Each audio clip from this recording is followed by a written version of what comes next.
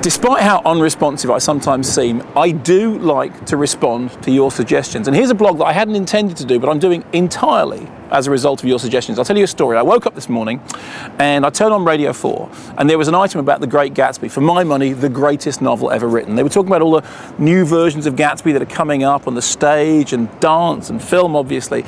And they quoted the opening of The Great Gatsby, only they didn't. They got it wrong. They misquoted the greatest opening sentence of any novel ever. I did something I've very rarely done. I went on Twitter and I said, I'm really cross. They've just misquoted the opening of The Great Gatsby on Radio 4. And loads of people tweeted back saying, hey, that's nothing. You know, the film adaptation is going to be in 3D.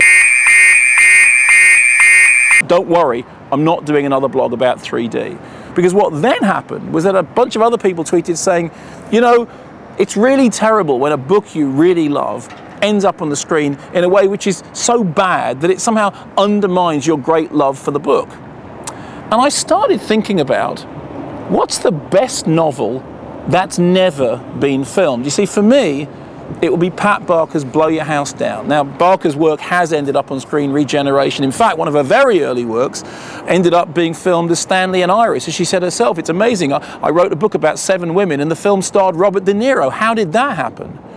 But Blow Your House Down, for me, is her best book. And I do think genuinely unfilmable. At one point, the options were owned by somebody and they talked about bringing it to the screen, but I think the subject matter was too dark, too complicated, just too controversial to be done justice to. Or maybe somebody could do it.